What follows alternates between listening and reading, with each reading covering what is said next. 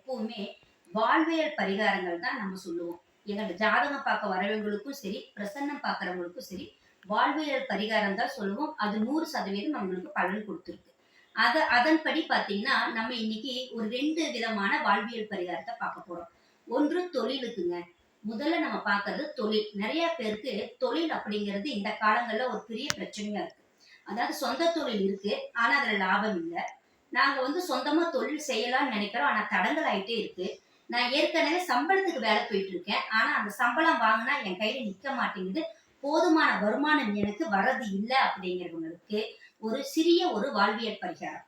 அதாவது உங்க வீட்டு பக்கத்துல இருக்கிற முருகன் கோயிலுக்கு அது எங்க இருந்தாலும் சரி நீங்க போய் முதல்ல ஏன்னா தொழிலுக்கு முருகன் தான் முக்கியம். நீங்க முருகன் கோயில்ல போய் இந்த மாதிரி நான் ஒரு தொழில் செய்யறேன் அல்லது தொழில் தொடங்குறேன். எனக்கு நான் சம்பளத்துக்கு போயிட்டு இருக்கேன். அந்த தொழில்ல எனக்கு இந்த மாதிரி பிரச்சனை இருக்கு. அந்த பிரச்சனையை எனக்கு தீர்த்து கொடுக்கணும். இந்த நேரத்துல இருந்து நீயும் என்னோட தொழில்ல ஒரு பார்ட்னரா நான் உன்னை ஏத்துக்கிற முருகான்னு சொல்லி மனசார வேண்டிட்டு வரும்போதே ஒரு உண்டியல் ஒண்ணு வாங்கிட்டு வந்துருங்க.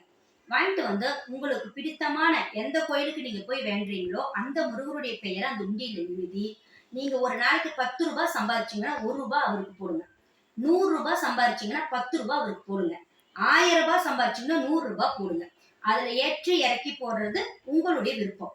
ஆனா இது எல்லாம் நீங்க போட்டுட்டு முருகரையும் உங்க வாழ்க்கையில ஒரு பார்ட்னரா சேர்த்தி நீங்க இதை செஞ்சுட்டு வந்தீங்க அப்படின்னா உங்களுடைய மாற்றத்தை நீங்க கண்கூடா பார்க்கலாம். ஏன் அப்படின்னா இதை நான் செஞ்சிருக்கேன். ஏன்னா நான் மற்றவங்களுக்கும் சொல்லியிருக்கேன். 100% இது பலனை கொடுத்துருக்கு. அந்த காசை நீங்க உண்டியல்ல முருகனுக்குன்னு போடுற பணத்தை வருஷத்துக்கு ஒரு தடவை தைப்பூசத்தப்பவோ அல்லது உங்களுக்கு எப்ப போகணும்னு நினைச்சாலோ கொண்டு போய் முருகன் கோயில செலுத்திட்டு வாங்க. நான் தைப்பூசத்தன்னைக்கு எங்க குடும்பத்தோட காவடியும் கந்தவேலும் கொண்டு போய் அந்த பணத்தை நான் செலுத்திட்டு வருவேன். 2வது பரிகாரம் பாத்தீங்கன்னா, நிறைய கடன் இருக்கு.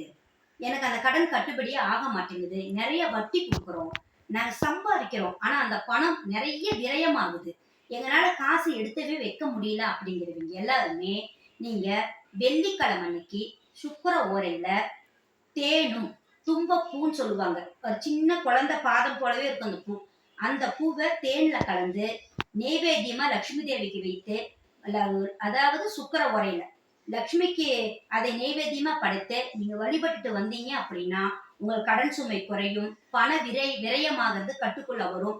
உங்க கையில பணம் சேரும். இது 100% பலிக்கக்கூடிய வாழ்வியல் பரிகாரம். நம்ம ஆயிரக்கணக்குல செய்யணும், நிறைய வழிபாடு செய்யணும், நம்மளை நம்ம வருத்திக்கணுங்கிற அவசியமே கிடையாது. இந்த பரிகாரம் நமக்கு 100% பலனை கொடுக்கும். செய்து பாருங்க.